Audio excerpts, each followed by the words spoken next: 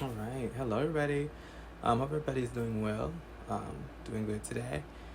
Yeah, I have on have my futuristic glasses today. My contacts on today. But hope everybody's doing well. It is Saturday today. It's a little gloomy out. Like it feels like it's like an introvert hibernation type day, which is good. We all need that. We all need our rest. Rest is essential. Hope everybody's doing well. I want to say thank you so much for watching my last video. Be sure to subscribe, follow, like, comment, share, post. My Instagram, I'm going to put all that information in the description box below, and it's on my page so that you all have it, so that you all can follow, subscribe, and hopefully spread the word that I try to give you all, or whoever needs to hear it in the moment of time or whenever they get to it. Hopefully, like the journey that they need to embark on, they'll get it, to get the message. I'm going to put these back on because this light ring is nice, but sometimes it's a little intense. All these, just the photons just go all the way to the back of my head, and I'm like, man, I don't want a headache. Being selfish. Like, people look at selfishness as like a bad thing, but actually being selfish is a good thing. Oh, by the way, I'm not responsible. This is Christian Louboutin, but I'm not responsible for, I made this, but it's not, it's not it's mine that I made for me, but not for sale or anything, because I'm not trying to get sued, so I do not own the copyright of Christian Louboutin. Okay, I'm just trying to point that out there. This is designed by me, by deity, and nobody's fashion jail or jail. I don't got time for that. But just a selfishness. Back to the topic. So being selfish is a good thing. Sometimes we need to think about ourselves a lot. I know for me, I used to be, still am. It's a trait I'm learning how to adjust. But giving onto others and then not being given onto, like just filling everybody's cup, and my cup is empty. Ours becoming empty, and then if I need something in return or something in retrospect, a lot of times it's not given to me, or my cup is not being filled. And so what that looks like is, what steps am I going to take for me to be beneficial to myself and be fulfilled within myself, and what does that look like? What steps am I going to start taking? So start advocating again, voicing your truth, doing things that makes you feel good, doing, hopefully they're safe and healthy, because nobody got time for that, but y'all know what I mean. Like, making sure that you're just actually fulfilled. Like, if you need to say no, say no. Like, if you can't do something, then let people know that you cannot do it. Like, if you don't want to do something, let people know that you don't want to do that. If you feel that what you deserve is something more, then you need to speak that. We spend a lot of times advocating and doing things for others, but they have to start within themselves first, and it starts with them taking action and advocating for themselves. But being selfish is a huge thing of becoming a better person and an individual, because you figure out things that make you unique and you happy, and you start to pushing. Like, when you start to learning how to say no, or I can't do it, or I don't want to do it, or I don't feel, looking out for you and your cup, and protecting the energy that you're giving off is truly amazing. Like, when your cup is full and fulfilled, you start to feel light, your vision starts to clear, you start to see things in manifestation. So start being selfish. Don't be too selfish. There's a difference between being selfish for you in healthy habits versus being unhealthily selfish. It's an unhealthy habit. It's a toxic trait. And if it becomes so self-centered, so self-consumed, so self-fulfillment, so self-loathed, you only care about yourself, what you want, how you want it, whenever you want it, that's different. Now that goes over to narcissism, which is something else I wanted to talk about, is identifying narcissism and how to address it or how to move on from it. It's very toxic. It's extremely prominent in our society today, just due to social media, instant gratification, generational traumas, and things like that. Realistic, one-sided relationship with everybody. And the thing about narcissism is narcissists are not born; they're created, and so they're created through social, through their norms, through social interaction, and through their temperament, their natural temperament, through education, through societies, through social constructs, through environment. They're created. And this is normally done, everybody, we born or whatever. Some people get more mad. How you probably can recall the time when you were younger. You probably can recall a couple of kids in your class that was just fat, just acting up for no reason. You asked for a crayon and you thought they were saying a nuke was coming for the school or something. Then you had some kids that were calm or reserved, quiet. Then when they get upset or whatever, they probably black out. You have those different temperaments. Narcissists tend to have normally kids that are more temperamental, which means they get upset, or they get razzled, or they really reactionary to things. Often it's a lot. It starts in the home. It also takes a village, but It's improper parenting for like that starts the trigger, starts this journey for them. Normally they're always like put on a pedestal, like they're the kids that my baby can do no wrong. Like, you know, when the kid was bad as hell, the parent will be defending them like, oh, my baby good, my baby good. No, your baby is bad as hell. And like they would basically project onto their kid that they can do no wrong, they're perfect, you know, everybody else's fault, it's not your fault. That over time conditions the kid to believe that they can do no wrong, and it is everybody else. It's not me. It's everybody else. Everybody else is jealous of me, or everybody else got a problem with me. I do this, I do that, I do that, I do this, and then, you know, and y'all got the issue. And that's normally how, basically, that's like in a nutshell, not in a nutshell, but like that's can be like a concept of a narcissist. Now it breaks off into two forms: overt and covert. And so overt is actually, I like overt. I would rather have it be an overt narcissist so I can be gone, because overt is in your face and up front, direct, like, you know that they're loud, like they have to announce it, they're there, they're really important, they like the grandiose kind of thing, like, you know, they want to be seen and they want to be admired constantly. It's like an ego booster, because they have no sense of self or identity. All the narcissists, they have no sense of self or a sense of identity. They don't know who they are, so much that they project onto what they want other people to think them as, or what they think that they should be. They don't know who they are. They don't have identity within themselves, and they don't know how to identify that or even come to terms with that. And it's not a mental disorder. It's a personality disorder. Like they don't see them wrong. Then you have the sneaky people, the sneaky ones, which is a covert narcissist. Covert is more effective, like long-term longevity for the person with whom they're with, or the victim of who they're with. It's hidden. You don't know it at first. There's, you know, quiet, laid back, reserves in the back. You know, the symptoms and the behaviors, you start to see them later as time progresses, because, you know, a clown can only be a clown for so long. He can only be a clown from 9 to 5, but at 6 you go see who the clown really is. So like you can have a mask on, but whatever's done in the dark, it will come to light. I'm gonna just explain, like, when you are dealing with one, because they have no ability to put themselves in anybody else's shoes except for their own. They have no sense of empathy at all. They're not empathetic. They have no emotions normally. Like, they don't. It's all about them. If it's not about them, then they don't want to talk about it. They don't want to deal with it. They don't want to discuss it. They don't want you talking. It has to be all about them. They only do I, me, I, me, I, me, I, me. They never do we, us, you. They never do that. They only do that when you're coming for them, when it's an attack. They deflect. They deflect and they project their confessions, meaning like they'll project something that they're doing onto you, because that's what they're doing in reality. So it's their confession. They're projecting their confession. It's extremely toxic. And like, what ways to just deal with it is to not contact them. It might be hard because they do a series of love bombing where, like, when they first meet you, it's all about you, right? It's all about, oh, you this, oh, yeah. They're putting you on a platform. You rose-colored glasses in their perspective to you, to get you, to latch you on. So when they do those manipulation tactics, and when they do like the harmful and then, like, you know, the abuse and like the neglect, the cold shoulder, like you owe them something, like, you know, you have to prove yourself to them, like they're above God or whatever. Is so that you have to learn how to first love yourself, be strong enough, get help, seek help, ask friends that you trust, family members that you trust, because sometimes they will even go that route. They will have family and friends turn against you, your own. You know, they call them flying monkeys. Like, they'll have them turn on to you, so nobody believes you, so that you feel isolated and alone. First, advocate for yourself and realize what the hell is going on, and then you need to get out. You need to figure out a way. If you don't have a way out, there needs to be some sense of escapism, like escaping for you, like for you to have your own space to heal. Because narcissists, they're scared of time, they're scared of public humiliation, or things that are done in the public, because they like to do things behind closed doors, or like when it's just you and them, or, you know, saying little slight marks, you know, acting the way in public, like, get home. It's a different version.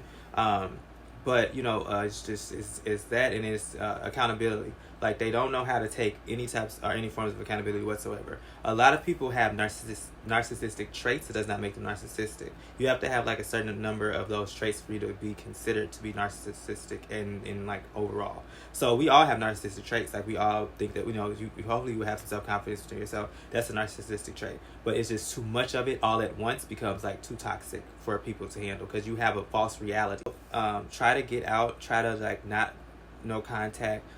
because they look for, that's what they get. They live for that. Is, you know, that you're giving them energy. Like they literally like leeches. Like they drain anything that's positive, anything that's good. They like that. They like any reaction, even if it's negative. They like it. So not even giving them anything does them damage, because they can easily just drop somebody and pick somebody else back up and just be going like the next millisecond. They go like, oh, okay, bye, and go talk to somebody else, because they look for that. They look for people. They look for that. When you actually get over, like, if you get over any relationship, anything where it was a loving relationship, it takes time for you both to heal properly. You're not going to go off and just, oh, okay, I can just, just be over it like that. Like, they'll be over like that because there was no actual or no realization within that attachment within the person. And that's also another factor of how you can tell. If somebody can just drop somebody and then they can pick somebody up within the next, like, minute, because they on all these dating apps and social media. And I think, like, COVID didn't help either, because like, when COVID hit, we all had to be, like, we were forced to stay inside. Like, some people being hard-hitting, being out at these ratchet-ass parties where it was just outbreaks.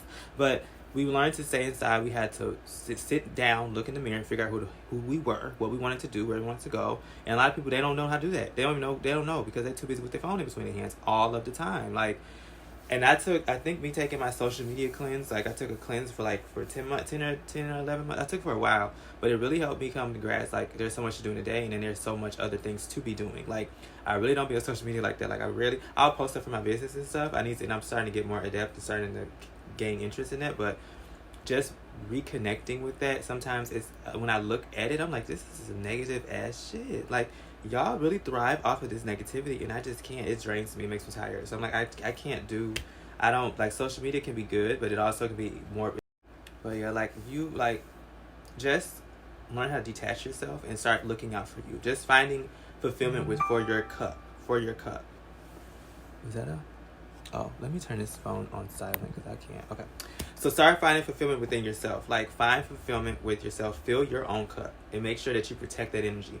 You can give off your energy with anything. It can be a reaction, a thought, a harbor. Anything that you have that's going to be harboring, or that you're doing in retrospect to what's been given to you, if it's negative, that's giving you energy. That's giving something in your cup to somebody else. And honey, this is Casamigos Sedan, who live in 1942. And your Captain Morgan in Stead and Four Loko. We're not doing that. We don't do. What's the Heineken? Can't relate. Like, you have to start protecting your energy like that.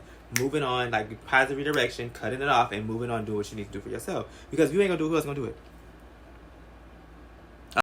And it also helps, like, when that situation arises, to have actually, like, true friends. Like, I don't think y'all be knowing, like, friends, like, having true friends is, like, it's a blessing, because, like, friends tell you what you need to hear, not what you want to hear. I'm gonna say it again. Friends tell you what you need to hear versus what you want to hear. Like, they're gonna tell you, like, if that top doesn't look right on you, or if you should go out with that person, or if you should be making these decisions that you're making. Friends are gonna check in on you. They're gonna give you the same amount of energy that you give them. They're also gonna hold you accountable into a standard of which you should be holding them to, and they're gonna be supportive through thick and thin. You know what I'm saying? Some friends are busier than others. Some friends grow apart. Some friends are meant for seasons. Some friends are meant for years. Some friends are meant for lifetimes. Some friends that are like, they've been friends in past lives. Like, it's a bunch of different scenarios, but true and real good friends are there for you to the end, and they're, like, really supportive. I'm blessed and thankful to have a good network and good. But a lot of y'all don't have friends. Y'all have serpents and vipers and gorgons and all types of them reptilians. Because y'all be having people that don't have y'all back. They don't support y'all. They don't if you don't give them, they don't give you what you give them. They take and take and take and take and take and take and take and take and don't give shit. And if they do, they just do a little sprinkle. So they're inconsiderate. They don't have, it's an influctuation between the relationship. There's an imbalance. And if there is an imbalance with the friendship, and you contributing that, and you study contributing that, you need to check in with yourself and figure out what you want. Because no true friend of mine is like that. Like, we give each other the same amounts of energy. It's all about positive energy, good vibes. We hold each other accountable. Like, we check each other. Like, your real friend gonna check you when you're wrong. Like, if you're wrong about something, you're wrong. And that's okay. We all human. It's all right to be wrong. And I think that's the issue, too. Like, people don't know how to just admit the wrongs and take accountability. Like, taking accountability is something huge in this adulting. It's part of just being a human. It's okay to fuck up. Like, we all screw up. That's why God died on the cross. That's why he passed away so we could do this, girl. Fuck up! It's okay. We all gonna do it. Like, we all gonna mess up. And it's okay to admit that. Admit it. acknowledge it and move on. People don't even know how to admit it, the first step, before they can acknowledge it to then move on. They jump to the move on part instead of going back and reflecting about what they did, why they did it, and then learning from that so they don't do it again. Or that so that when they do come across this situation again, they can cognitive know, like, oh, I consciously know, like, I need to do this, or this is what I don't need to do, or this is what's going to happen, this is what's going to happen, action, reaction, cause, effect, pro, con, and then they do it. People don't be doing that. They just be going. Sometimes just stop, momentary surrender, stop in silence, process, and then. But people be running like they in first class knowing that they in coach. Girl, calm down. You're not even in the front, you're in the back. Just relax, stay in your lane, okay? And it's okay to be in coach. I'm in coach, but it's just like, we have to. You got to start from somewhere, and you aren't ever going to be able to grow or develop properly as a first of all as a human being, but as an adult, man and woman, not boy and girl, and I mean that is not even age related.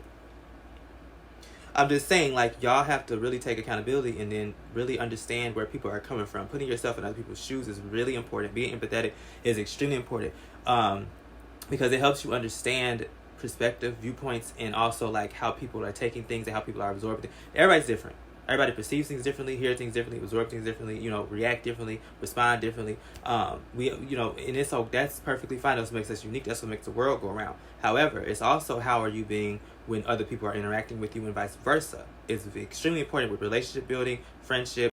It's just people just be having FOMO. There's so many cases of FOMO out there, fear of missing out.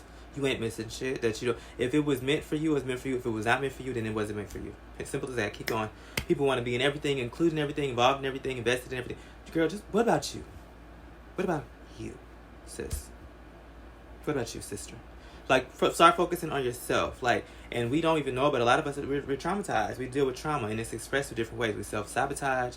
Sometimes we always look for the fault, look for the wrong. Like, what's going on? This too good to be true. Sometimes it might be that. It might be just, it's good. And it is for you. Like, it's not too good to be true. You deserve it, right? You bring all these things, these good factors and characteristics and things about you to the table. This is for you. It ain't shit wrong with it. Don't look for them. Sometimes, if it's meant for you to find, you gonna find it, or it's gonna find you in the right time, in the right time. But if something, we have to stop self-sabotaging. A lot of people self-sabotage. They fuck up things that don't even need to be. I had to readjust my feet fell asleep, y'all. I'm over here bouncing, talking about cups and shit. My feet, like, what about us? No, but like, we self-sabotage. We have trust issues. Like, we all have trust issues. We all be like, it's always that little nudge in the back. The intuition that we should start following and keeping too. It's normally right, but because of our trauma, it clouds that too. And you might not even know it, but like, it's a lot of things that we do, like, especially when you dealt with narcissists, that they do a thing called gaslighting, where they basically project false information into your mind. They do it over and over and over again. So they make you question everything. They make you question, did I lock the door? Like, did I close the cabinet? Did I leave the oven on? Like, they make you question everything, because they'll lie and say that what you were telling the truth about is a lie and that they're telling the truth. So it kind of fucks up your psychological thinking and cognitive thinking about when decisions that you even make or want to make. But it's all right too to also ask for help. It's okay to ask for help. Like, nobody should be that prideful to be asked to like, oh, I can't. I'm sorry. Last I checked, none of us are kings and queens. Some of us are more fortunate than others based off of their talents or based off what they do, our fortunate events, our generational wealth, or whatever it can be. But a lot of us the common folk, we struggling, and it's okay to ask for some help. It's okay to ask for some help. Like, it's all right. Nobody's too good to ask for help. And then even if somebody looks at you with their nose up, oh, that's their problem, that they need to take up with their local therapist, not you. So like, it's okay to reach out and ask for help, but there's also a difference between asking for help and being manipulative and trying to take from somebody. Because, there's one thing like, hey, can I borrow some money? Versus, hey, let me have some money. Because borrow means I'm going to pay you back. Half means I'm just going to get it. And that means I'm not going to pay back. A lot of y'all can I borrow some? And you know damn well you just want it. Can I have? Just say have.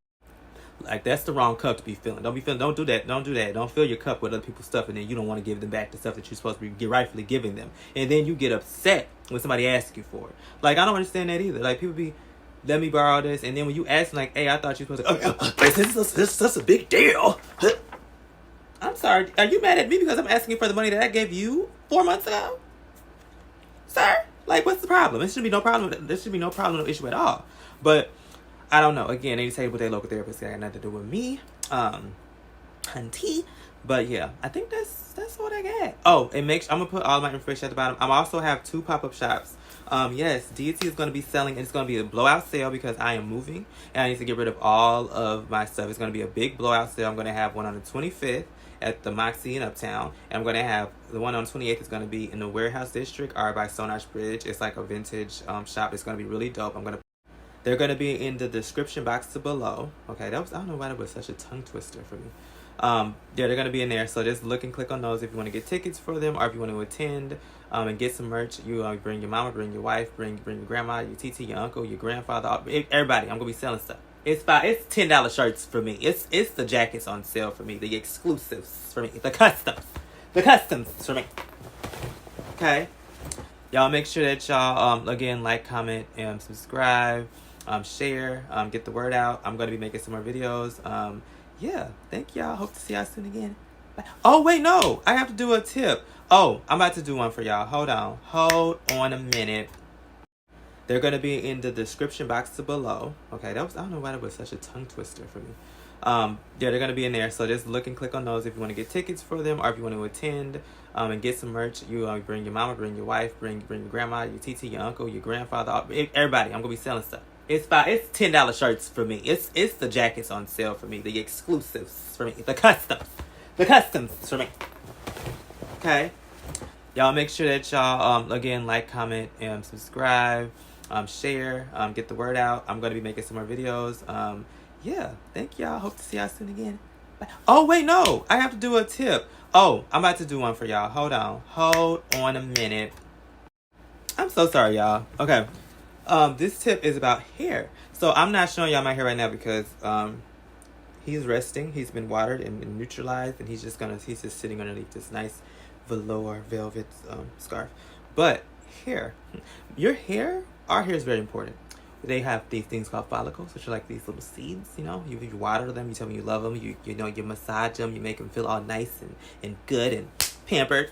Make sure that you all are like massaging your roots, massaging your head, to activate follicle growth and to make them feel love so that they can grow and touch the sky. They're like plants. You have to water them, meaning like you actually have to put water in them. We want our hair to be moisturized because some people be looking like Sahara. Make sure that you are putting like conditioners, leave-in conditioners, things like that. So I love her. She's great and she smells amazing. These are at the end like the oils to seal it. Like you have these moisturizers. But the thing is like figuring out your hair type too. Like make sure that you know your hair type. You know what type of products that they can use or that they can take up. Some people's hair is different, like with moisture, with how it receives it, products, how it also takes in products. But like normally what I do is I'll like wash my hair. I'll do it once a week. I wash my hair. Like I do it once a week just because, especially now it's hot. And so like, my hair be sweating. After I wash it, I put conditioner in it, leave-ins. I put my sprays in, my hair settings, like my hairspray, and then I put the oil over it to lock it. And you can use tea tree oil, Jamaican black castor oil, olive oil, avocado oil. Those are really good with your hair. Also doing like things like hot oil treatments, comb throughs, 2-strand twist, like doing things to kind of activate the follicles and protect your hair as well. That was my tip. Hopefully y'all use it so y'all be looking like no damn scarecrow. Start looking like the ancient Egyptians, like we came from, honey. But yes, that's it for this week. I'm gonna probably be posting another video soon. I need to do like a little intro. Like I watch YouTube. I'm obsessed with it. I watch a bunch of YouTube videos. I've been watching like my horoscope, tarot, and stuff. Cancer gang with Virgo influence, period, with the Gemini in the back, second cray. But yeah, I'm gonna try to figure out like a little intro, I want to do something unique, not too much, but just enough, like you can tell like it was some layers and some thought put into it. But yeah, be sure to come to my event so you can see me, shop, share, subscribe to my stuff, make sure everybody gets it. Like I said, those who need to hear this message is going to hear it when they need to hear it. Time is not of the importance right now. It's going to happen for you when it happens for you. Manifest it, and bring it into light and bring it into fruition. Okay, fruition, bring it in. All right, bye.